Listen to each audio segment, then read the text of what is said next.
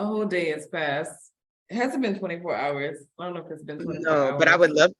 I would love to hear your thoughts on the movie though. Little Mermaid. Yes. Okay. I can tell you about Little Mermaid. But for one, I'm gonna say Little Mermaid, it was interesting to see my friends watch it. That was my experience, watching them experience Little Mermaid. Mhm. Their awe and their wonder, and then like me turning, like trying to talk, and they're like, shh. And I'm like, Yes. wow. I'm like, this is the next level experience for them, and I'm happy for them. And I was telling Maame here, who I'm gonna bring in a minute, I was telling her about it, and she's like, so you didn't experience that? And I was like, well, no, I didn't. But it's really about how I was experiencing them experience it. I'm happy for them. I did have an experience. It just wasn't their experience. My experience was more so appreciation for it. This is like their modern day, like what Brandy did on Mhm. Cinderella for us. This Mhm. is what she's doing for them and all of us, really. But clearly all of us, because I was with people who were of my age or closer, and they were just like, she's such a perfect mermaid, and so they Yes. were having that same experience. It was good. Okay. I didn't like is he a prince? I don't like the man singing. The theater I was in gave him a applaud. They applauded. That was the only thing they applauded on, and they applauded him on his Really. solo. But anyways, that's my take on Little Mermaid. It was great. I'm great. I'm grateful for what it's doing for the culture. I am gonna say welcome back to Black Around the World, a space Hey. devoted to having conversations that connect, enlighten, heal, and build community amongst Black people globally. I'm Ray. And I am Queen. Queen, how are you?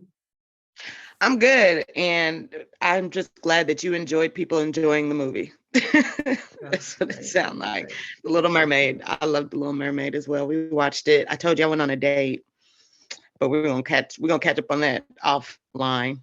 But yeah, Oh, that was look, Mame was ready. Let's bring Mame into the conversation. Mame just came yes. off of a date. Maybe she can tell us about her date. How are you doing, Mame? I'm good. Yeah, I went to the botanical gardens, Legon Botanical Gardens, really close to the university. We woke up this morning, we were like, let's go on a date. We've been having a bit of like cloudy brain and we needed to get to the green. And it was his first time at the Legon Botanical Gardens. He's lived here his entire life, well, in Accra for about and long enough, and has never been there. So it was a little cool to share that with him. It was hot, but we had our little tents and we had food and we had our drinks. So it was really sweet. Let's fill in the So blanks here. romantical. It is romantic, but let's fill in the blanks here. One, so Mame, where are you right now? And who is he? Who are you, mama? So I'm Maame, born in Canada, born and raised in Canada, an avid traveler, a writer, and a liver. I don't know. I do a lot of conversations with people, and in the scope of mental health and emotional intelligence. I'm in Accra, Ghana right now. I've been here for a few weeks, but I've been here on and off for about a year and a half. And him is my boo. Him is my partner. And we've been together for not too long, but it feels like forever. And actually on our first dates together was nature, and I'm a very nature focused person, and he's very city life. So we ended up in this beautiful middle ground of going to like the beach club last night and then going to a park this morning. So I like this. Yeah. You are compromise, give each other a little bit of both. I love that. Exactly. Taking notes. Balance. I did Yes. mention my man and her partner on our last call.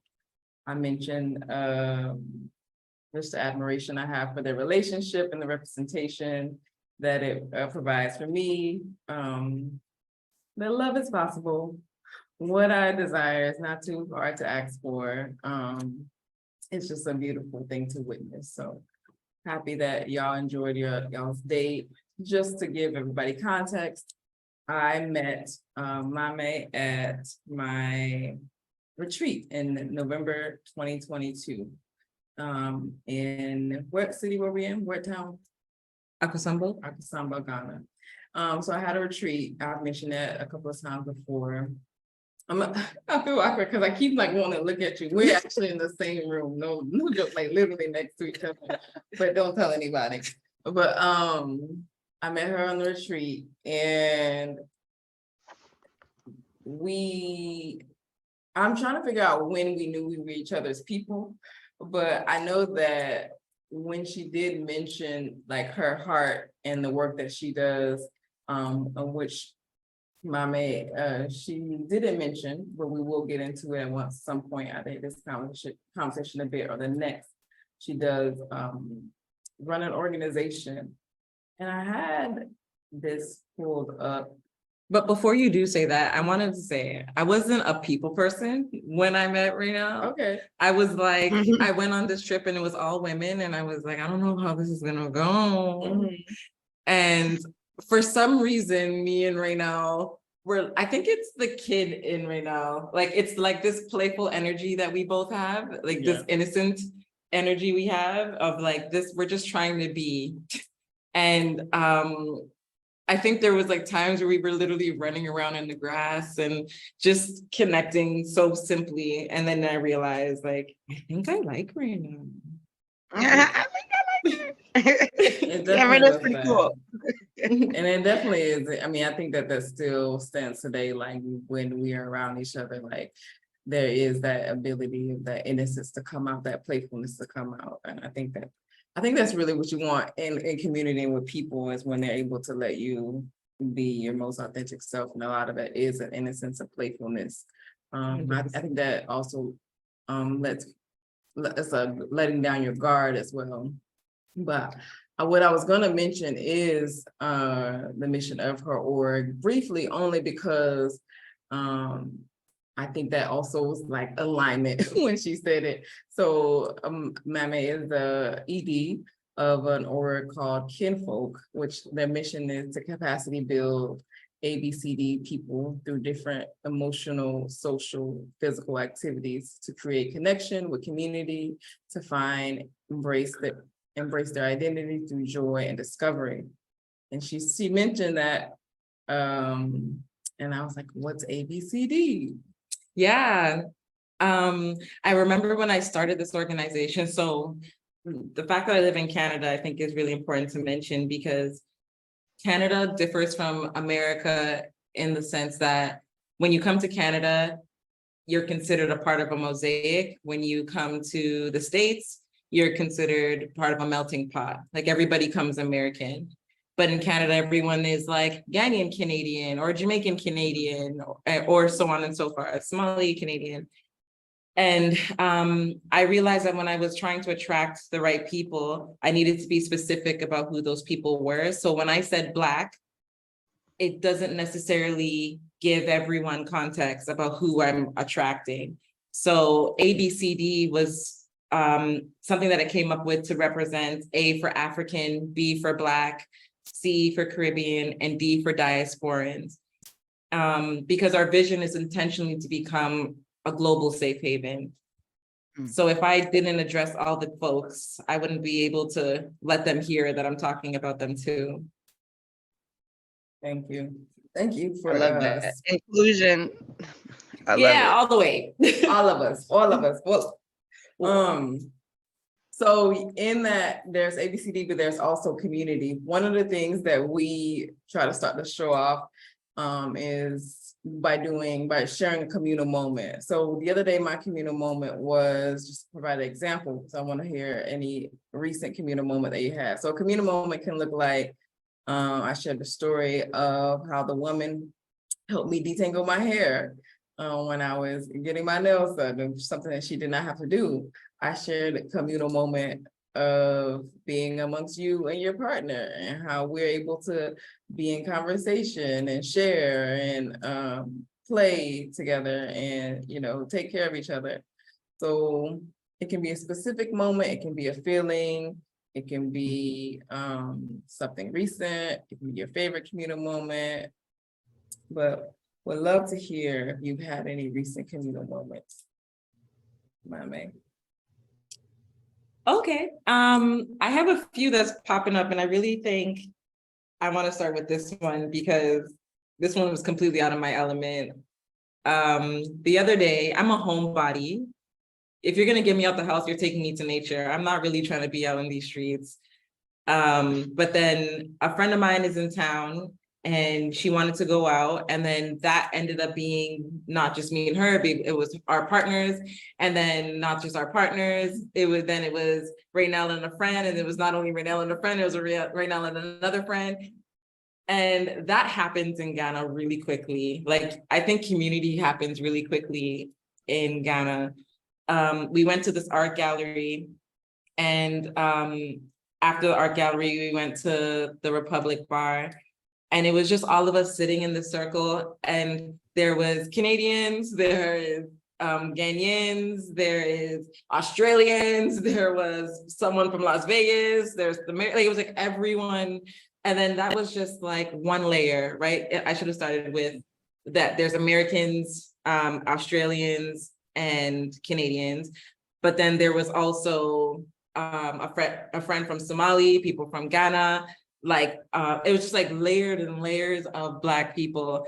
And it was just nice to hear conversations about like what happens in Australia, about the kangaroos. Did you know koalas have chlamydia? Wait, what? Koalas have chlamydia in Australia. Is that's like a normal thing? Apparently you can't touch them now. Like let's talk about how that came about. Like, those are my questions. Like, are we trying to figure out who gave these koalas chlamydia? Because I mean, you're a registered TV doctor. Yes, I'm Maame. registered fully. Wouldn't you think that is chlamydia a human disease? Yeah, as a TV registered doctor, certified by Grey's Anatomy, ER a bit, minored in ER. I would say that it is not something you would commonly find in the animal kingdom. So I do believe that what people You said it. You say white people? Are you afraid? I said white people. Oh, okay. Oh, you didn't Good say one, white people. good one. Okay, good save. Do we ever say white people on this show? We really say it. I'm actually really proud of us because only because like sometimes when Black spaces are created, they tend to focus on that. And that's never been my heart, is like create a Black space and be like, white people, what are they doing to us? Obviously. But, maybe like in our earlier episodes, we kind of mentioned them, but it got blacker and blacker. We did. So yeah, that was some interesting conversations that day.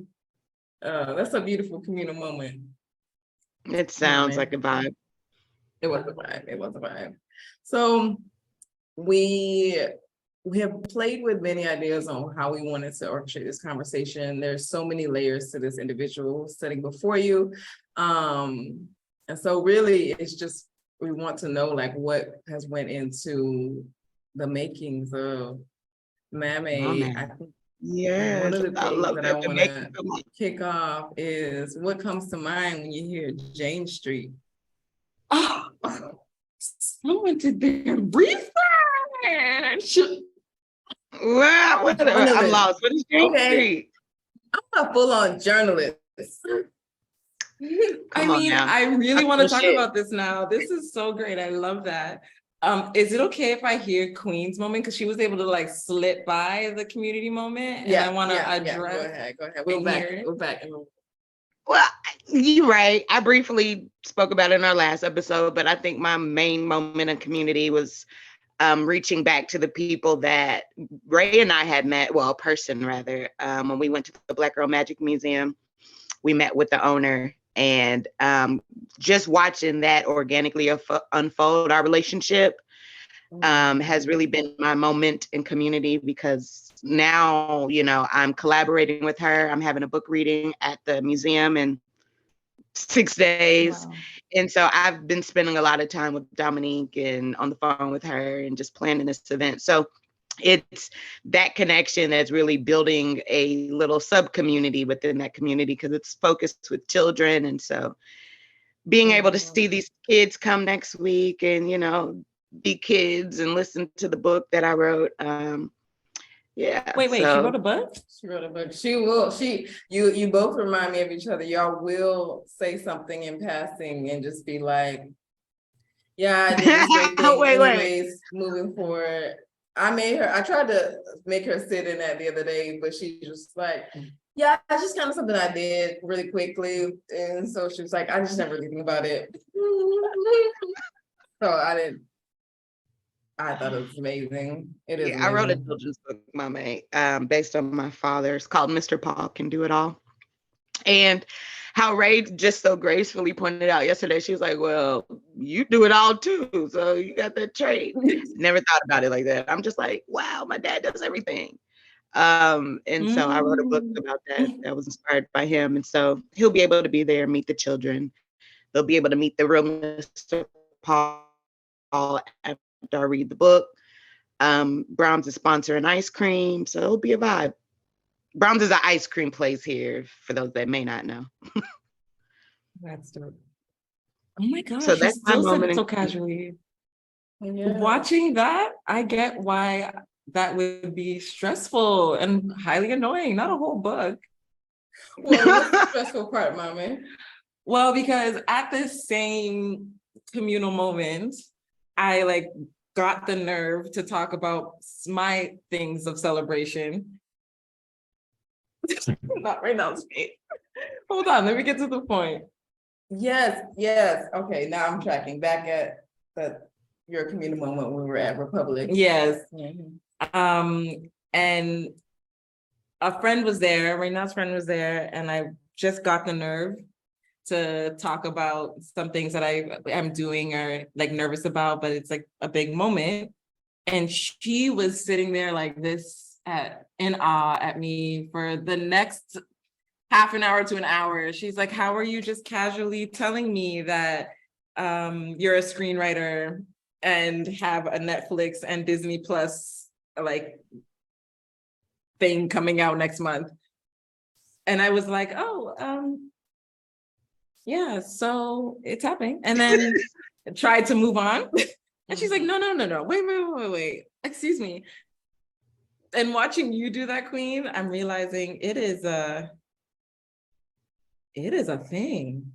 And I know that we do this as not only as women, but Black women. And Shonda Rhimes was talking about it. She's the one who gave me my certification in TV registered doctorness. And she was talking about how we need to brag and we don't brag, and men brag about the most mediocre things. And when we do brag, people will be quick to try to cut us down at the knees. But it's important to brag because it's not about you. It's about you showing people that it's possible. It's about you being proud of the work that you did, and because it's usually not something you did by yourself. So when you say you did that, everyone feels that light and that joy. And so, yeah, we gotta brag. It's representation. It's showing what's possible. People need to know what's possible. Like, I think a lot of the things, it becomes like it's your experience, so you're in your own head. But what you don't realize is what it can do for the next person, what it can do for yourself, to continue to remind yourself of your abilities and continue to build on that. But people need to know what's possible, and so definitely, Queen, you know. Oh, shucks. Well, I will definitely work on it. Stand in the light. I'm gonna get a shirt Yeah. that says I'm an author, and maybe that could do it for me. I don't know. I'll work on it. Thank y'all for being hyped about what I'm just casually living. I was thinking about the fact that when I started saying it more often, I was able to get it out my mouth easier. And that's like the beginning. Then I'm letting people just give me their feedback. Like not everyone has to be a big show about it for me to feel a way. It's just that I'm letting it out. That's all that matters first. So you know, it's I have weird to disclaim though. it. When I think about it, I was really probably quicker. I have like selective bragging, right? Because when I owned the gallery and it was like the only Black gallery in Oklahoma, I think I was super like braggadocious about that.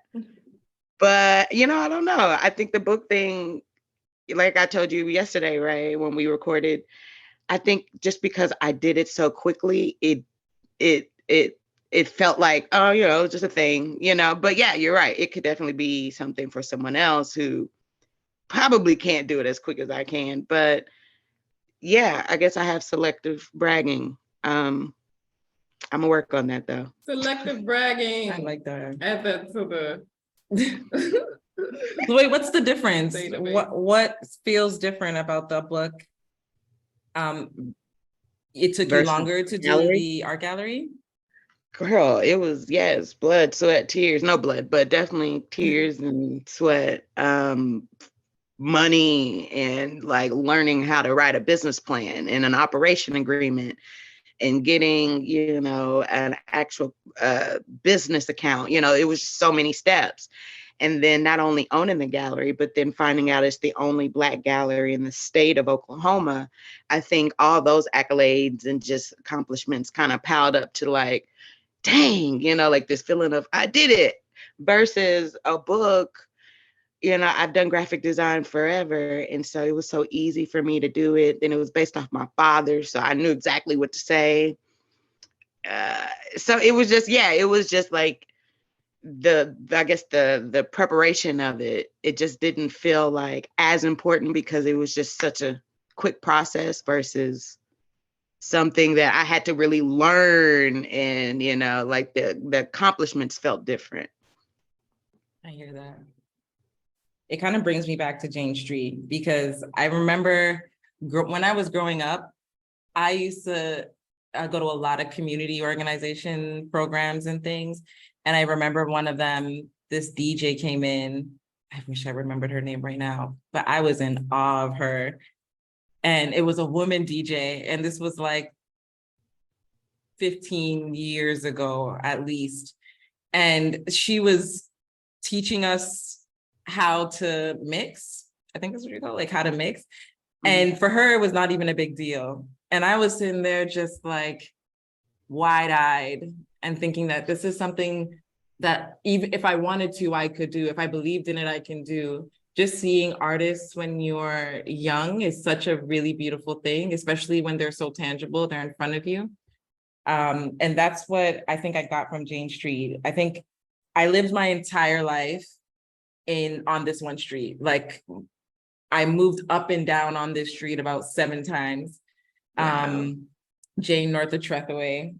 And the community I was able to build, like people even call me different names from different neighborhoods. Like some people know me as Mimi, some people know me as Mamie, some people know me as Maame, some people know me as Maame. Like it's just all of the journeys or all the experiences I was able to accumulate in such a pivotal time in my life, I think is what really made me me. So when I think about Jane Street, I think about home. I think about community. I think about struggle. And I think about how a lot of my friends who are there still, or people that I've known, they would love to see the things that came out of that neighborhood, like see the people who came out of that neighborhood still rep that neighborhood. Because it's one of those things, like Jane Street is mostly hood. There's always the suburbs around, but like the street was all hood. And everybody was always trying to make it out of it. Like, no, everyone's always trying to make it out the hood, and not everyone is for the hood, of the hood. And yeah, it makes me proud to say that I'm from there. And I did all these things that I'm learning to be really proud of. So how about it blows my mind to know that there's a hood in Canada? Like, I'm glad you said it, Queen. I'm glad you said it. Because when I think of I'm glad you said it, because when I think of Canada, I think of free healthcare, happy people. yes, I don't know what else.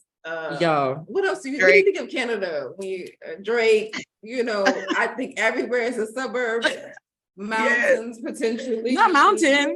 I just think of like diversity, but I think of surrounded by white people. Yeah. But like maybe there is no race in Canada. I just would think of this like utopia. I don't know. Like Like, I you just don't even live in Googled Jane and Finch, my main neighborhood, and it says, first it says, is Jane and Finch blood or crip? That's the first thing that came up.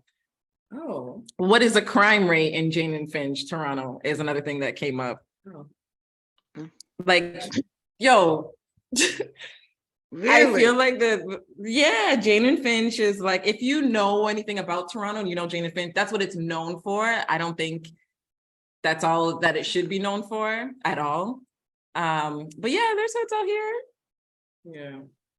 I guess I would, not that you have to answer the question, I just would, obviously hoods are like, ghettos are created, I don't know how to get, it's all created, right? And there's some intentionality behind it. I just thought better of the Canadian government, I guess, the Canadian leadership or Canadian values. That's fair. So. I think that's Canadians' favorite line, to be like, we're not as bad as the States. But there's a lot of the same experiences that happen there. It's just so much more quiet, which makes me even more nervous, because sometimes I'd rather you just straight up let me know that this is a racist space than people smiling in your face, and then you realize that most of the population is working in, most of the ethnic populations are working in factories or working in lower end jobs. And I think only recently are we seeing more of the opportunities coming for just people of color. Yeah, Canada is very white. Black people make up about 3.5% of Canada, and we're pretty concentrated into like the main major cities. If you try to go out into the boonies, it's very get out energy. Wow. Yeah, I mean, I'm being a little dramatic, but you know that it's not common to see a lot more of you out there. So was that the reason for the staying on James Street but moving different house to houses? Like, we want to move, but we can't go anywhere else. Yeah, like I think my parents, so there was like a time in the 90s that there was an influx of immigration. And I think my parents were really trying to just stick in their lane. They weren't trying to do too many things that would cause or ruffle any feathers. And Jane Street was one of the most ethnic neighborhoods. Like Jane and Finch was one of the most ethnic neighborhoods. There's Rexdale, that's another ethnic neighborhood. And there's a few others, but it's like, and it's also funny because they're all usually hoods. It only just after maybe the last 5 to 10 years, maybe 10 years, you would start to go out into the neighboring cities of Toronto and you'll see more and more Black people. But yeah, I mean, but the best part is that that's the things that made me, like right now, writing these stories that I write, working on KINxFolk, the organization, I realized that one of the things that happens is in these neighborhoods, people kind of get stuck in them. And if you didn't have your friends from that neighborhood, if you didn't happen to meet other Black people from work, there's not many other, or the club, there's not many other places you'd meet some folks. Sorry, I have to stop it only because I'm realizing that because we're speaking from the same mic, it has my picture highlighted and not Mame's. Oh. Because I'm looking, if you look at it, Maame, You I'm a know, maid. that is so funny you mentioned that because I just went to view. I was like, let me change the view so I can see how I'm like speaker view. So I think what I'm gonna do is turn this camera off and have you turn the phone. I'm gonna scoot into the phone. Because I really want us to see the beautiful. And for those of you that listen to our podcast and don't watch it, no worries. Okay. Okay, I just want to make sure that you. Well, see, hear- now the speaker view is just our logo. No way. Okay, let me mute Yep. it. Let's try. Now I can't hear you. How does it all work? work? Okay, Okay, maybe- that's the one. No. So y'all need to be You either need that. front of So maybe you come in my view. You have to come in my view, I think. yes. Come on. Okay, we're gonna get together for the YouTube we're folks. gonna get it together. Okay, so turn that camera off. This is real life troubleshooting. And And this is when we insert a commercial. I don't know. Let's try to get this lighting. Doo-doo-doo. And I love this because going forward, when we have these in-person podcasts going on, it's like what we should and should not do. Doo-doo. Well, listen, Mommy's in front of the infamous tree, which is outside the KINxFolk house. It's a friend. Mommy talks to it every day, pets it every day. Does it have a name? I've been calling her Plantania, but it's not very original. So let me let her tell me my name. I mean, her name. Okay, sure. We'll come back to that maybe in the next episode. But then, did you see my almonds? Not almonds, avocados. Oh, you can't really see them, but I found this one already growing some. Oh, I thought for whatever reason it was growing on the You thought it was what? I thought the avocados are on the tree. I thought, Oh. this is avocado. I'm like, is an avocado tree? Does avocados growing? I don't know. So many questions. Those are her plants, her pets. I mean, that was her plant pets. My pets. What do you envision this? Is this something you want to plant, right? When you get some land? Exactly. Let's see how that looks. Okay. You're seeing it live and direct. Awesome. So sorry to cut you off. I just needed to fix that technical difficulty. What were we talking about? What are we talking about? We were talking about Canada. Canada, ain't? And my last, I'm gonna not say this name anymore. And this is probably the dumbest thing ever because it's like Texas is so big. How would I know this person, right? But Canada. How far did Drake live from you? Like, did you know him? Did you ever see him? I can't wait. Hold on. I was not that cool to be around Drake. So Drake was already famous. He wasn't cool before he was Drake, by the way. He was on like a show, a really Canadian show that was actually more popular in the States than it was in Canada, called Degrassi. I watched it. Mm-hmm. You know So Degrassi? wait, Degrassi is Canadian. I watched Degrassi. 100%. Wait, you're surprised that we know Degrassi? It is not that. Girl, Degrassi is big in the States. Like that's how we know Drake. Like, and that leads me to the next point. I want to know, like, were we living the same lives as Black people in America, Black people in Canada? Like, I hear Mommy all the time walking around singing the most peculiar R&B songs. And I'm like, dang, they was singing that in Canada? Really? And so I just feel like let's get into that. Like, what did you grow up listening to? First of all, with music. Okay, when it comes to music, my sister was like the R&B head. So she was the one that would like listen to the radio and record the songs on the cassette and or the CDs, and then like we'd be playing them around the house. So that was where my R&B life came from. And I was a BET baby. I was a 106 in Park baby. Yes. I was absolutely like, I followed through on every Freestyle Friday. I made it home. Yeah, so I feel like those parts, but BET in Canada is so whack.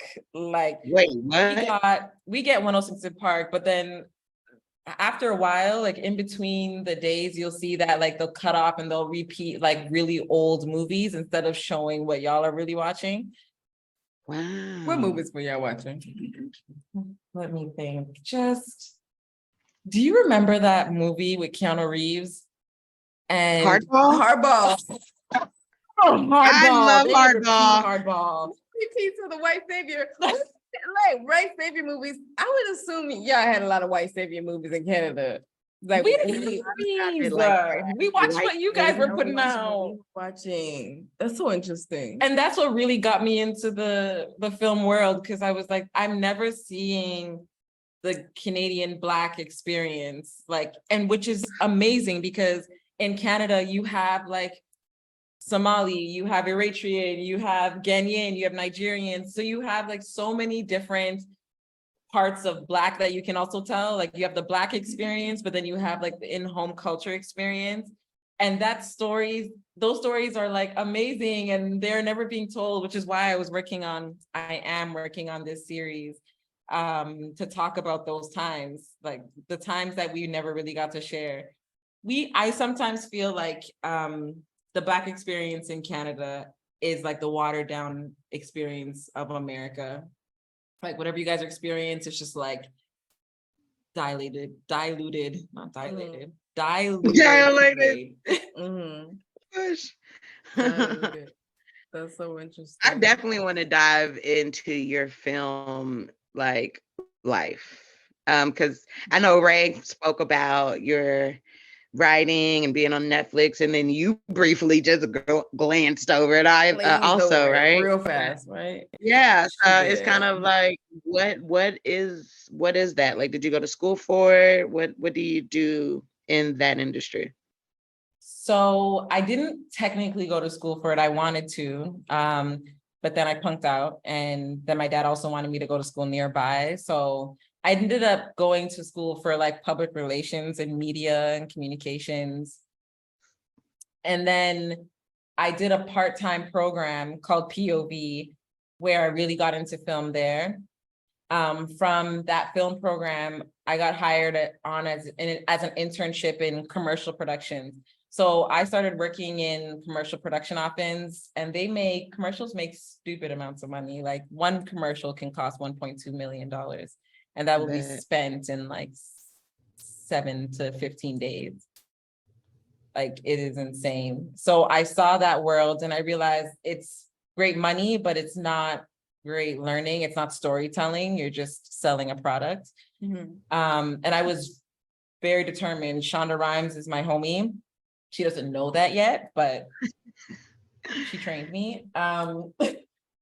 She's in TV world. And so I was really interested in being in TV world. So my first experience of TV was working on Hannibal season 2.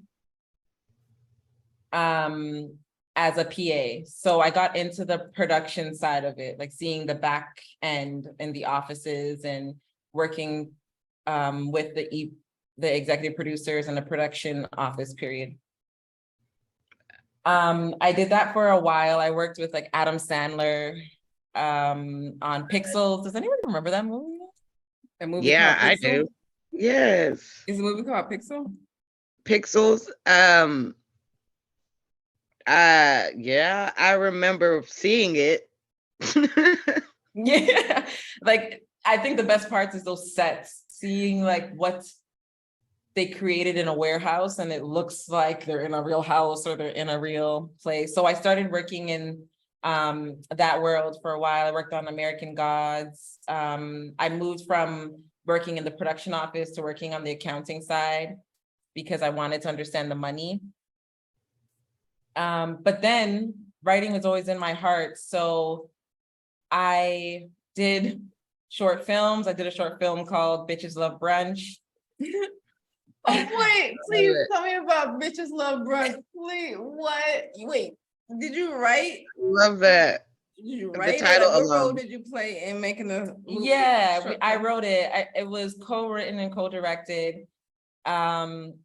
So it was me and a friend, we were like a dynamic duo when we were making a series about 4 Black girls in Toronto who don't really got money like that, who are just like silly and just like navigating the world in their 20s. So it's like Sex in the City meets Black girls. Yeah, so we were doing all that. And that was at the same time, like right after that film was at the same time that KINxFolk, the organization, was surfacing in my brain. And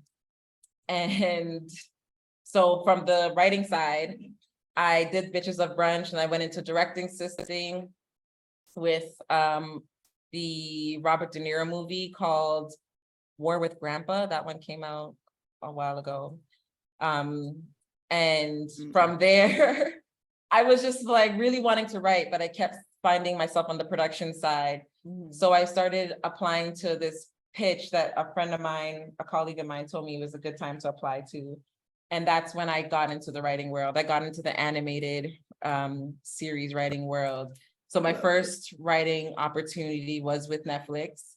I was chosen out of like 750 people. Wow. And I was the only one in North America chosen because it's an African screenwriting call for women to write a series written by a woman named Malenga from Zambia. And the story is amazing.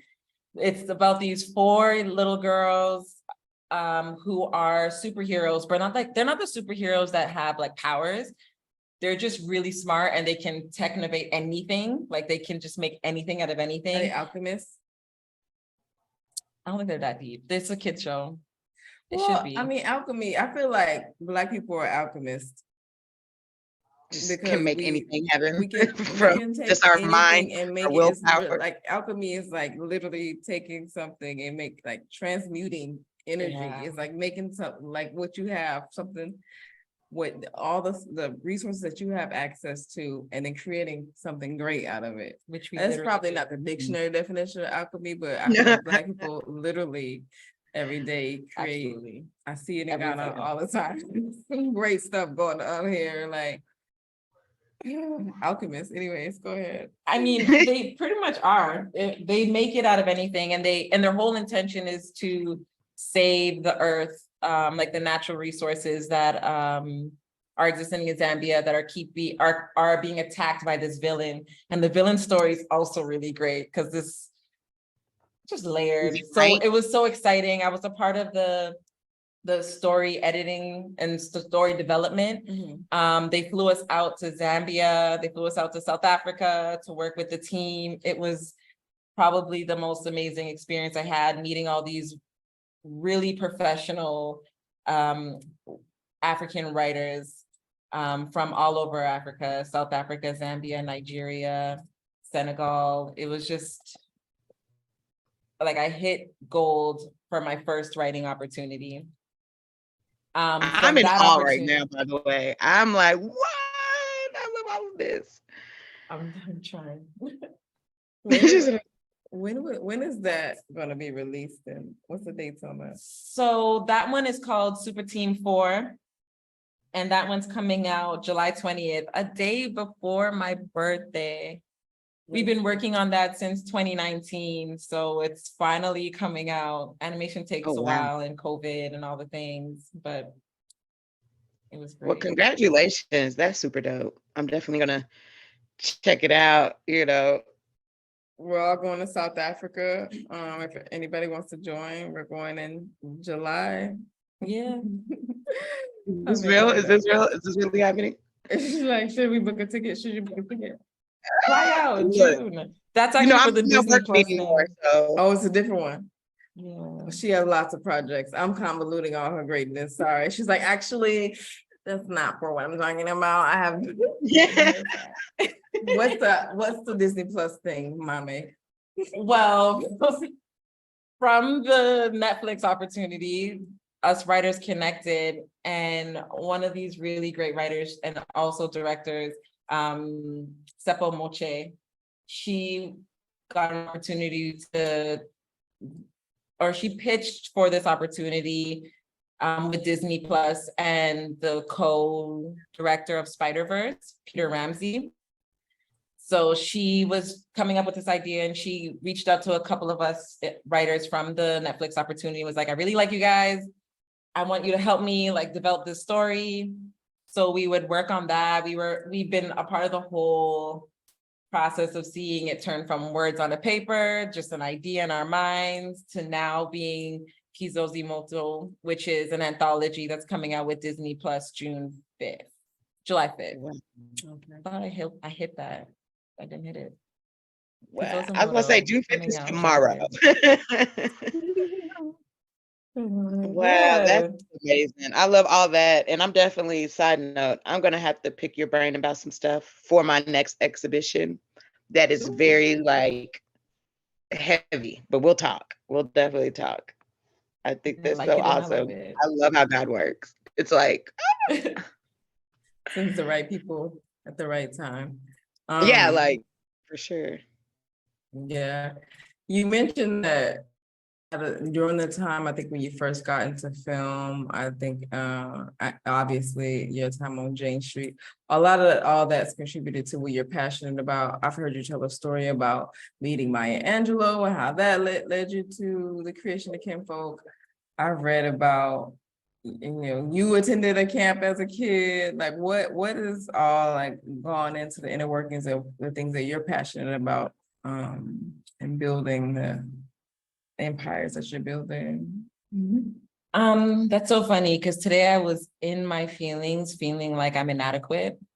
And because a lot of these opportunities, these writing opportunities, were things I've done and now are coming out, but I was feeling a little stagnant in the writing world.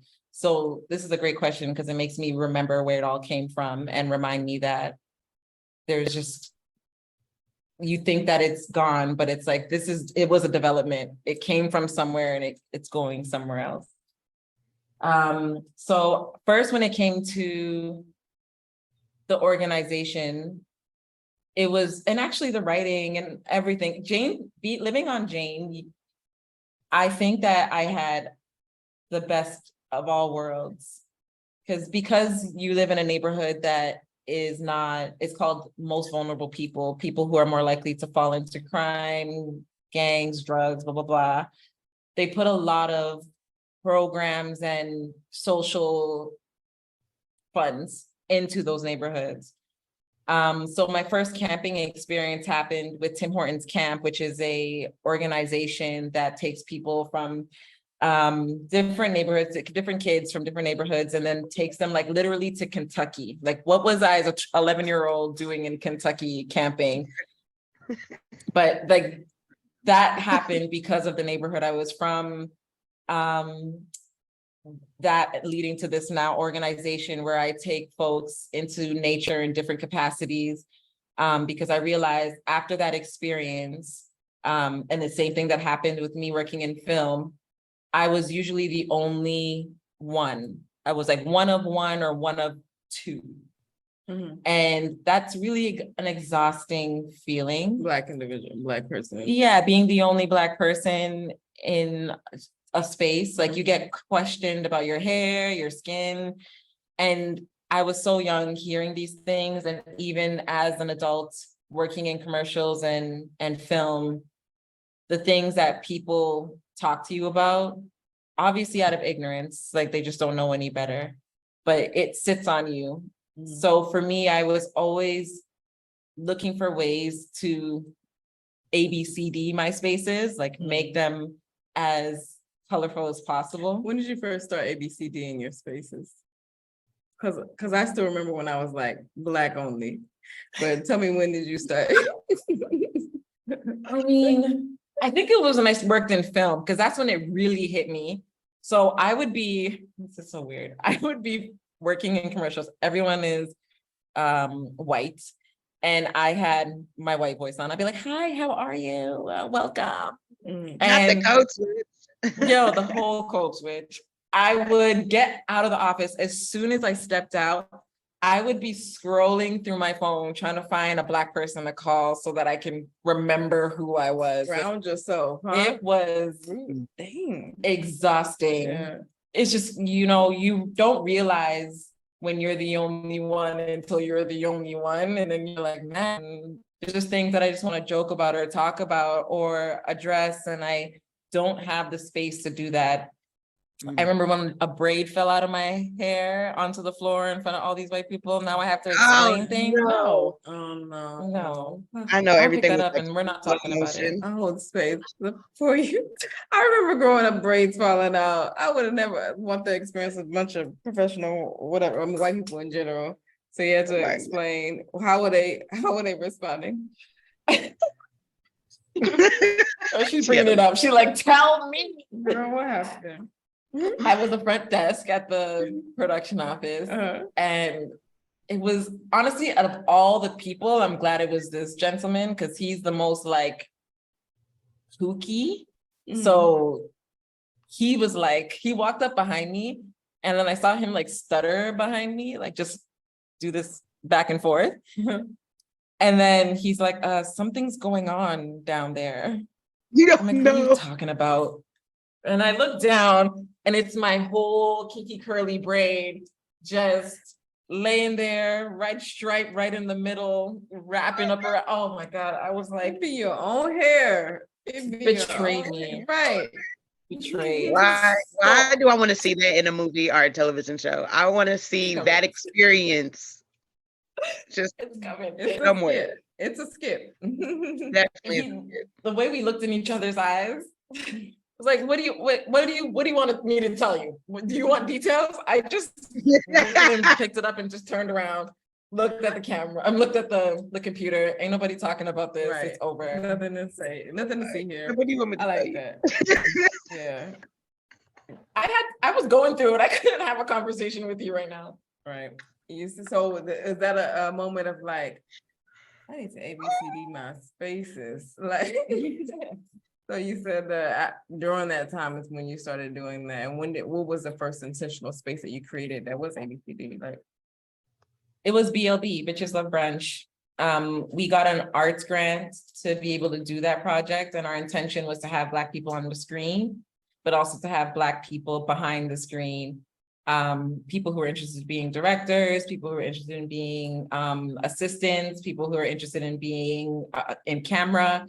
And then because I had a background with film, I knew there was folks who would come out and just support and teach. So even though it just gave a bit of both of like, you get the knowledge that you can get from film, which is mostly white, but then it's being created through this Black film with Black creators. So that was that. That sounds amazing. There's so many layers to you. One of them being Canadian, but a Canadian. And you are currently here in Ghana. Tell me about that layer of being a Canadian. I'm about to like Canadian. I'm sorry, that was hilarious. And then being that layer, and then eventually finding yourself, returning in your adulthood or coming in your adulthood because you were born in Canada. It was never a part of my plan to be here, and I thought I had my whole entire life planned out by 15. Wow. It didn't hit me because the way that I think most Ghanaians will agree with me, Ghanaian-Canadians. The way that my parents talked about Ghana was like, Ghana was this tumultuous, terrible place with bad things that are gonna happen to you just because you're Canadian and you're coming here and people are gonna want you for your money and people are not gonna treat you well, or there's not really opportunities. Like, they talked about it like that, but I don't think they realized that they were talking about it like that. And slowly instilling that into the brains of like a lot of my friends and Ghanaian community, that, it's not a place that you go to be. Like, if you're gonna vacation, go to Jamaica, go to the States, go anywhere else, but not Ghana. So to be here now, I think it happened kind of divinely. I was going through a pretty tough time and something just told me I needed to come home. I've been actually reading my journal recently. I was telling Ray about it. And I'm seeing how many things I was accepting when I shouldn't have been. And I'm hearing myself talk myself through these hard times. And then you'll see one line that says, so I bought my ticket to Ghana. And that's it. Like not a, I'm coming back to Ghana. I'm trying to see where my home is. Like none of that. I bought a ticket to Ghana. And then it was another one that said, I'm going to Ghana from November to March. And like, those are the only conversations I was having about it. So I feel like my journey to Ghana was more spiritual than a plan. But being here is just showing me a lot of the work that I do, how it's intentional to do it at home. They always say, look in your backyard first, something like that. Like start in your backyard before you throw stones. I don't know. I think I'm mixing 20. Oh my God, plenty adages. But it's basically, I felt like when I came home, I realized there's so many things that I'm trying to battle that my home needs help with first. And I also felt like it's also a haven for a lot of people, Ghana. And there's that community part missing, and that's really big in everything that I do. As soon as I got my funding for BLB, I was like, let me bring Black people. As soon as I could make KINxFolk, I was like, let me bring Black people. And then I come to a place that is Black. We're all Black. But I'm not seeing the community being built from the core. I see a lot of disconnect, and it's like, well, it's not about just bringing Black people now. It's just like understanding what it means to connect. Being intentional. Exactly. Thank you for sharing that. Is there a large Ghanaian population in Canada? Ghanaians are everywhere. I hear people say that about Nigerians. I rarely hear people say that about Ghanaians. Like We're right up next. It's Nigerians We're right first, up- but then we're Runners right up. behind them. yeah. Yeah, there's a big community. I think that a lot of Ghanaians during the 90s were looking for refuge in outside countries. So you'll see them in like the Bronx, you'll see them in Toronto, Brampton, you'll find them in Texas. There's a huge community in Texas. I remember when I went to India with my partner, I found Ghanaians and Nigerians, like we everywhere. Yeah. Yeah. Speaking of like what you said about being here, and I was like, no, it's not about Black, but it's about the community, like building community and creating those spaces that are missing here. I think that's something that I have tried to navigate of like, I'm from America. We're using terms like, Black owned, support Black business, build Black, we, focus on Black. And that's a challenge for people to hear here. They're like, what are you doing? Like, we need to include everybody, or like what also it's just like, I don't see myself as Black. They never had to see themselves as this race, this made up race called Black. And so this word is foreign for them. And so there was a lot for me to understand, because I was like taking it personal for a minute, and I think it's like my identity. Now you're like, I don't know if it's a threat to my identity or what it is, but it's like, I'm taking it personal, but really, we just have to see everybody's experiences in this world. Like a lot of us they have a different experience. They didn't have that layer that we grew up around with white supremacy just directly in your face. And so I think that, and that's something that a lady talks about this grace that you have to have really in order to be in community. And that's really just seeking to understand the many layers that is us as Black people around the world, Yeah. That's real. I know growing up in Texas, the area that I was from, like when you're talking about when did you ABCD your space and whatnot, I didn't get super Black until I moved to Tulsa, which was 4 years ago. Because growing up in Texas, Black. You're a new I'm Black. a new Black, bro. I'm a new Black. Welcome. I'm glad to be here. But yeah, growing up in Texas, I grew up in a very heavy Hispanic community. It was super diverse, but it was more Hispanic. And so like we were all minorities, you know, it wasn't necessarily like a thing. Now, I did get jumped by this Mexican sibling group. They're like, Oh, Black God. people can't be on the playground. And I'm like, what does that mean? You know, so we fought. But other than that, that was like my only racist encounter. And so I never had the notion that I had to be like Black, you know, like intentionally, until I moved to Oklahoma. So yeah, that you can live within the states and still have a totally different experience from another Black person. Because I know growing up, definitely. I'm sure That it was. too. Yes, so like when I'm explaining that I see in abundance in Ghana of like how people are speaking, you're right, that could definitely be somebody's experience even in the States, you know? Mhm. And that's one of the reasons why KINxFolk focuses on emotional intelligence, because our target and audience is ABCD people, but our focus is self and community. So when we bring all these African, Black, Caribbean, diasporan people together, now that's not a thing we need to talk about anymore, right? We don't need to address that, you know, we are that. It's now, who are we aside from that? Yeah. And so, and I love how I see that manifest when I bring these folks together. Every time we get together, the first thing is we make the rules of how we want the space to be. But then after that, you can see that people are really trying to figure out who they are and who their community is in this group. And then I remember at our last camp, we had an alum slumber party. And it was basically just a few alum to just bring back the year and let everyone know we're starting again.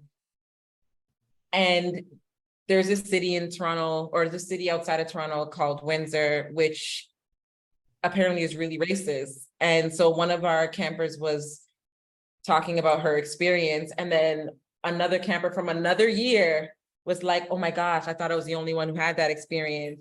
Do you remember this hall? Do you remember what happened here? They're like, and they were just going through this conversation in the middle of the group, and you could tell that it was healing just to know they had each other.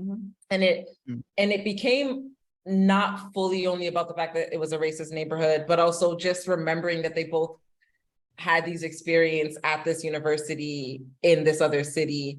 And you see that happen with music. Like, you'll be surprised at how many people like rock, or like will be singing those songs in karaoke, and then you're like, oh my God, you know that one too.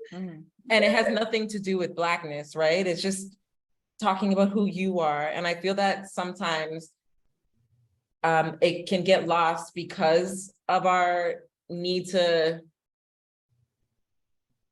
promote and stand by our Blackness and be affirmed by our Blackness, that our Blackness, our Africanness, our Caribbeanness, our skin color, it kind of takes away the opportunity for you to show your diversity in it too. When I was talking to a lot of people about KINxFolk, they would be like, but don't you feel like you're being like a little isolated, like you're letting people not be a part of the experience of KINxFolk? And I'm like, well, diversity is in Blackness. Like, the experience that you'll have with someone who's an only child versus someone who's the oldest sibling, that's diversity. It might not really connect with you, but it is experience between someone who is a college graduate in computer science and an artist that's never went to school. That's diversity. But we get stuck in the race, we get stuck in that experience, and it takes away the beauty of being a person and then building community around that idea. Yeah. You spoke to a lot of things. One of them, when you're talking about like the layer of Blackness and how it shows up and how we identify with it and how it's like we're asserting our, our Blackness, which some of the ways in which we do that are coping mechanisms, like it's usually in relation to white supremacy. It's usually in relation to what you had to do in order to affirm yourself, or to take up space in a way that made you feel okay. And so I like that idea of like removing that layer and not having to Because in this space, because like, but even when you're talking about someone saying everybody needs to be included, but in that space, because it is only us, then that does allow us to take that, we can breathe. We Exactly. don't have to prove nothing to anybody. Well, Exactly. we're gonna assert that, part. We can let all of the many layers that is us, that wasn't given to us, that wasn't told, this is what Black is, we can be us in our fullness. I think that's beautiful. And I think it's one of the reasons why I do it away from the city and in nature. It's one, so that we don't have the white gaze. Although white people love to make themselves available at our camps, it's just To help or to be a part or to what? like, they just, like, I make it very clear that although it looks like we're just playing and having fun and doing games and like writing, it's a mental health, a health organization. But I think they don't take that as serious if you don't have a disability. Like if it's not a disability program, they just think, okay, it's not that serious. So sometimes we'll have camps that we're using that will not give us a space that I requested. I had a white woman walk into our space and just be like, hey, and I have to be the one that asserts that you're not allowed to be here. And it's so uncomfortable because I was just in my moment. Now I have to like bring myself into this security phase, and it's just not what I want to worry about. Like every time, you wouldn't think that this was something that would happen, but we went on a bike ride in Toronto, and we're with a Toronto bike ride company. So they do this all the time. But because it was all Black people, my campers were being hazed, I guess what it is. They were just being treated unwell by random people on the side of the street who are like, you're not allowed to ride on the sidewalks. And it's like, we're with the company. The company's taking us on the sidewalks. They were asking my campers for drugs. They were just being so ridiculous, to be kind. They're being so ridiculous, and thank goodness that my staff were pretty good and made sure that we stayed connected. But just those kind of experiences are the reasons why I try to get farther away from other folks, because it's not about validating you in that experience. And as soon as we're all together and then we're approached by a white person or someone who is not supposed to be there, anyone is going to try to be like, hey, hi. And I don't want my campers to feel like that. I don't want you to feel like you have to switch up.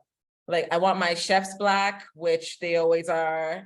I want my instructors Black as much as they can be. I want to make us know that we can be in those positions. We can be in the instructor positions. We can be in the chef positions. We can have that range. And also, even our bus drivers, to the bus driver that takes us to the camp, he needs to be Black. It's so that we are just remembering that we can be all these things. And while we're there, we can just be ourselves. I have a question for the both of you all, actually, because it's so weird, thinking about the conversation we had earlier, but are you more comfortable in Black spaces than in white spaces? First, that's the first question. It's a two-part question. That's a good one. Oh, answer? Yeah, answer. Me Are you more first. comfortable? Am I comfortable in Black spaces? More comfortable in Black spaces versus white spaces? Versus white spaces. That's a good question. Because at first I was like, that's a no-brainer, but now that I, sit with it for a minute. I definitely am more comfortable in Black spaces. Like I was intentional about it when I came back from traveling and went back to Tulsa, because I had went to, predominantly white high schools, was a white high school, my church was predominantly white, it was white centered. And when I left and came back, and I was like, I'm not doing this no more. I'm not gonna be the only. I'm not gonna be in predominantly white spaces if I can help it. I'm an adult. I can choose where I want to be, where I work, where I commune, where I live. And so I was intentional about that. And I was more comfortable. There's obviously layers to those spaces as well. But one of the things that she was, Maame was speaking to about like her campers, and like, for me, it's like, when I don't want to go back to the default, because as Black as I am, I do find myself when I'm in white spaces or around white people, even with white people who are aware and know the systems and understand all the context of racism and intersectionality or whatever, all the words, they understand. Even I will still default, I feel like, into maybe code switching, or default into maybe even massaging them, or centering them without even saying it. And oftentimes I do want to be in Black spaces because sometimes I don't trust myself because I don't want to go back to default. And it's not like overt, it's really covert things that I'll do. And I'm like, no, like, that's not something I want to do. So I think, I definitely know I'm more comfortable being in Black spaces. What about you, Maame? That's a good answer. Yeah, I have social anxiety, so people be peopling for me. Mm-hmm. But I feel like such a hard thing to answer, because it breaks down into that ABCD for me. For example, the Ghanaian community in Toronto, I wasn't raised in it. So I used to feel really uncomfortable when I wouldn't go into it, because I was like, my name is Maame, which is like the most Ghanaian name for a woman you could ever find. But I didn't speak Tree confidently. I didn't know the cultural jokes and the songs. Like, I wasn't in it. So I didn't feel comfortable in those spaces. But I was raised really closely with a lot of Caribbean folks. So if you found me at a fete, if you found me around soca, I was like vibing with whoever was around me and felt really safe and comfortable there. I would say, long story short, I do feel more comfortable. It's not even any, I can't even answer that. Oh, well, because I also know it's a tough one, because it's not really about the race in that sense, because I'm thinking about friends that I have that are white that I feel super comfortable around when it's one-on-one, when I'm just around them. But if you're talking about spaces, did you say? Yes, I predominantly like white. When it's mostly them, girl, I want my Black people, bring me to them. As much as I'm uncomfortable and I'll be shy or whatever the case may be, I would rather be there, because at least I know from the ground I'm understood.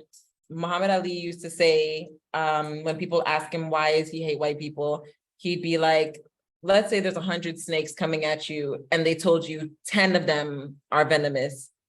So are you gonna keep running up to those snakes? Are you gonna let them come up to you? No, you're gonna run and fight, right? So it's that same energy. When I'm around a lot of white people, I can't help but have that notion in my mind that there is an opportunity here that I won't be treated fairly in some context, or I won't be understood.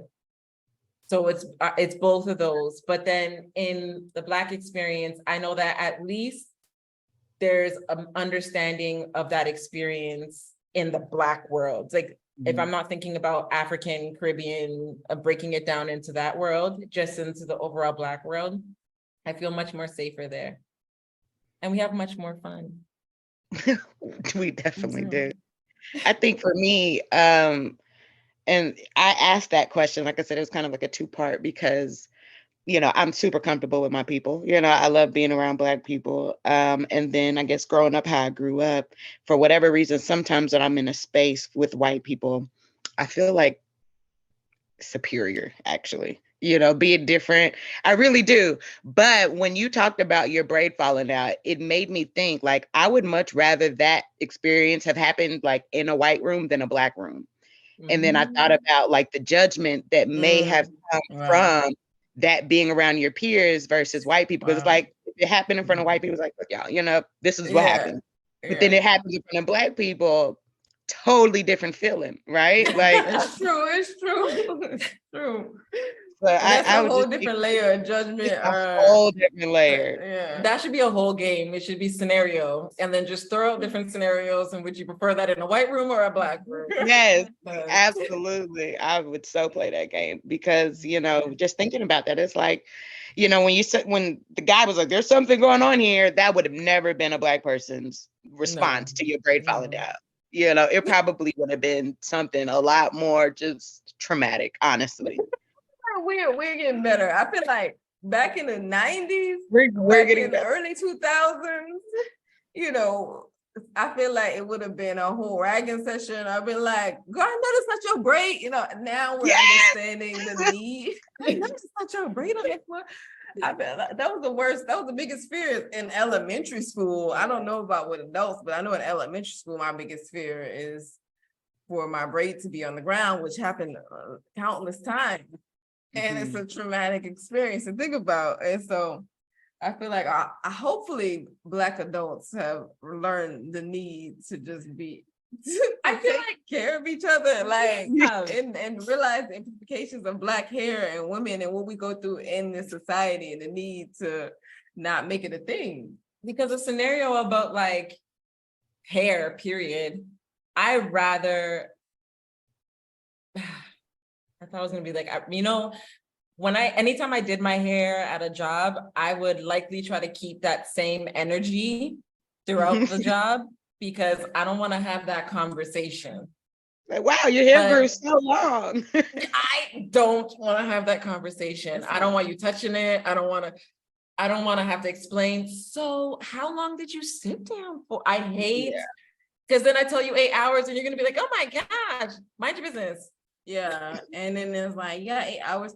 But for me, it was like, I would have people who seemed exhausted by my hair change. They'd be like, you changed it again? I'm like, what is the problem? Exhausted by my hair change. You That is exhausted by my real. hair change. How is this impacting you? Wow. Why are you exhausted? Like, just because you can't, it's really just because that lack of inability to understand. Just because your hair is the same 24/7, 365 days out of the year, the exact same, I can't imagine, but because of the exact same, you can't fathom it. And so it's just like, now it's more so about your inability to conceive, like how it's a thing, you know. 100%. Anywho, I love that. I mean, speaking of games, I mean, I feel like we can definitely, the three of us probably talk forever. Yeah, we can do a couple of rounds. There were some questions that we had came up with earlier when we wanted to have Maame on, and I wanted to revisit those, like end it on these last three, and then we'll wrap it up. We'll wrap the conversation up. Okay. Are you ready? Yeah, All right. I'm scared. Name 3 nouns that bring you joy consistently. Food. Sun.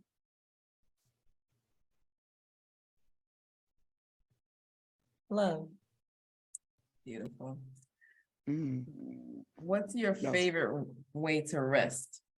Oh, you know what my question back. Anywhere I am, I ask that question to folks. It's just always so curious to hear how people understand rest. My favorite ways to rest, number 1 is sleep. Number 1 again is writing. And number 1 again is like just having conversations existing, like having really deep conversations about life and movement, surprisingly is really restful for me. Deep conversations about life is rest for you. Yeah, like when we're talking and we're connecting, Yes. and we're not, there's no judgment, or like I feel like I can just be myself, say silly things. I remember the other day we just finished eating, because food is definitely rest. I don't know how that works out, but me eating makes me happy and restful. But we just finished eating and we were on our phones just watching lyrics to different songs. And that was really restful for me, because there's different types of rest, right? There's active rest, And I think that a lot of my rest as a extrovert introvert is active. So things like having conversations and knowing that the person around me loves me enough to talk silly things and just be is really restful. Mhm. I like that. I had to repeat it because that really resonates with me. I've been thinking about even like when we had a pre-conversation, and I was like, no, we gotta have meaningful conversations. And y'all were like, it's fine. Like it could also be like lighthearted, like the conversation we had now. But I think that obviously meaningful conversations can look differently, or like deep conversations can look differently, have layers. It can be silly, but I think there's the intention behind it and what we're like getting from it. But for me, I agree. Like that's restful for me. It's like deep, intentional conversations, because the opposite of it exhausts me.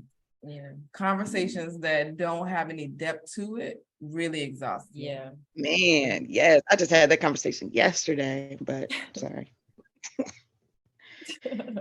about conversations being Yeah, just surface level, current event type conversations. It's like, let's dive deep. Let's be a deep diver. I want that intellectual, something that makes me vulnerable type conversations where it's like, we're getting something out of it. Yeah, definitely.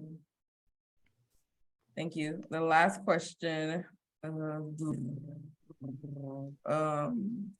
What did you realize about yourself in search to find your tribe? I realized that you can have tribes. I noticed that for a long time, I was looking for a group of people that I could bring together and make my community. But I was always the kid who was like hanging out with the anime kids in high school. Then I was the soccer manager for the boys team. And then I was also the media, like I was always jumping around because I love so many things. And I actually just love. Like if you love something and you talk about it deep enough, I'll be sitting there just enjoy with you. So I felt like a lot of the things that I liked, it doesn't necessarily mean everyone in that same tribe would like. So it's okay to have tribes. It's okay to have different groups that work for different things, but then being aware, right? That's what that is, that this group is for this group is for that. Yeah, and then loving them the way they like to be loved. I've had an issue of always trying to mix tribes, mix groups, and realizing, no, it's okay that that's your friend and that's your friend, that you're not all friends. Yeah. I do want to, I do crave that though, a bunch of mutual friends. People have that. I think I've had glimpses of that, but can I say that I'm just get together with a bunch of mutual friends on a vacation? I don't have that. I mean, I still would like that, but I think the acceptance of you just gonna have silos of tribes. Is that a thing? Silos, like Silos can of you tribes, I like that. like You know, I think it's a really good thing you said that, because I didn't even say that KINxFolk's motto is find your tribe. And it's that motto because to find your tribe, you have to know who you are, to know that this person works with you. Wow. This is your people, right? So it's always find yourself, find your tribe. And I think it's also a hard thing for Black people when other African, Caribbean, diasporan people don't align, like they don't get the same things. We all are like, but you know, we're Black, or like we're from the same countries, or we're from the same area. How do you not agree with that? Or how do you not? And it's okay, because they're themselves. They had nothing, they're themselves despite where they're from, like what they look like and what countries they were raised in. So it's something that is hard to really accept sometimes, but when you're finding your tribe, you're really trying to find yourself. wow. I have something to add to that, especially just based off my experience, and for anybody who may be watching or listening at some point. I know when I was in the process, like you said, finding your tribe is trying to find yourself. And I found myself being around people, my tribes consisted of a lot of the habits that I needed to break. So I would, like, when I used to smoke heavy, I used to be like, man, all these people I hang around with just smoke weed. Like, y'all ain't doing nothing. And it's like, because I'm not doing nothing. All I'm doing is smoking. Or when I was drinking heavy, it's like, all y'all do is drink. It's like, because I drink, you know? So I think a lot of the times you got to take a look at your habits in the places you find yourself. And that really can determine the tribe that you surround yourself with. Because if you're only doing, if you're drinking a lot or if you're smoking a lot, and you're not really wanting to be in that tribe, then you got to work on those habits. And so that's kind of where I was for a while. You know, it's like, I'm tired of hanging out with alcoholics. I'm tired of hanging out with weed heads. And it's like, well, probably because I'm both, you know? So for anybody, I guess, who is really trying to find themselves but find a meaningful tribe, you got to look at your habits in the places that you're going, because that really will help determine the people that you surround yourself with. I gotta add, because like even just on top of that, that find yourself is like, it doesn't mean that you have to find the who you were or are. It's like, who do you want to be as well? You know, they say that you are the sum of your 5 closest friends.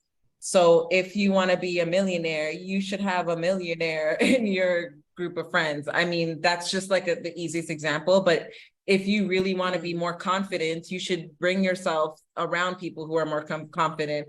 Like there's different ways to create a tribe. It's not necessarily, what happens is our tribe is our habits, but then when you really can think about who you are and finding yourself, you want to make sure that you're putting yourself in those uncomfortable positions to find the people that you want to align with. And I mean, that's so hard. When you think about tribe, when you think about community, I remember like last year, this time I was saying to a friend of mine, I'm like, I don't want to find my peers, which is so ridiculous. I'm like, my peers are going to judge me. My peers are going to judge me and we're not going to be close. And she's like, how are you saying that already? And it was because I had already experienced that in tribes. So I was already projecting it for my next tribe. Instead of thinking about the things that I intentionally wanted, I was already putting the energy of the things that I had and didn't like. Yeah, it's like operating from a deficit mentality. I feel like our production crew needs their equipment back. But so I mean, thank y'all for going there. Well, there's I mean, we didn't even need this. We could have. I feel so bad. We have all these contraptions that we're trying to make this work, and so she's using her partner's phone, and so she's actually listening from the phone. And he has a meeting. He needs to use that phone. But I do want to bring us back and wrap us up, and just say one. We would definitely like to have Maame back on and have a KINxFolk, just a KINxFolk themed podcast episode, whether we have different ABCD folks on here, where we're really digging into the different pillars of KINxFolk. That is the goal, and so be looking out for that. In the meantime, where can we find you, your work, and on the webs and things? I have an IMDb, which I feel real hype about, although some person went on that IMDb, and I'm gonna find you, who says that I'm married to Dick Hertz since 2000, which I haven't. So when you look up her on the movie website, Tell them right now. You'll see, like, I guess it'll have your birthday, it'll have whatever movie she's been a part of, but then it's like a bio, but then it'll be like married to Dick Hertz and like nothing else. Google this person. It's the main thing. That's so weird. So we need to get that scrub internet. Yeah, that. So I do have an IMDb, but you can find me at KINxFolk, and KINxFolk is spelled KINxFolk on IG. The X is silent, and I'll tell you guys why the next time I'm around. Ooh. And also my personal IG is at thereal.mpb. And yeah, that's all I got. Thank you, Maame. It was a pleasure. I really like you folks. I'm glad that y'all are part of my tribe. Yes, come on, tribe. I'm looking forward to all the things we'll do together in the future. Mommy is a friend of the show. She listens to the show and has a lot of things she wants to contribute to it. And that's my vision for this year. And even like the same way you met with Dominique and just the on my vision board, you'll see 2 Black women and it says connections, not competitions.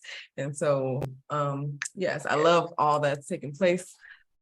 You can find us on the webs at Black Around the World _ on IG, Black Around the World on YouTube, Black Around the World on Spotify, or anywhere, Apple, anywhere you listen to your podcast. And we also created a TikTok. So we That only I have have one not- video. We haven't been able to log in. Anyway, we got to figure it out because I want you're the creative and I feel like you're going to be able to create some phenomenal TikToks. So far, it's only me and Maame walking around Accra. So I would say, look, if you want to see us just walking around Accra, being ourselves, go to Black Around the World on TikTok. Is this Black Around the World _ or Black Around the World on TikTok? So yeah. It was a pleasure. All right. Yes. And how can they personally find you, Ray? And you can find me on IG primarily at ama.ray. Amaray. Is it That's a Amaray big- _ Amaray at Amaray. Yeah. I think she's peeling off. Okay. All right. All right. Find me Queenwood _ Avenue. I love y'all. This was great.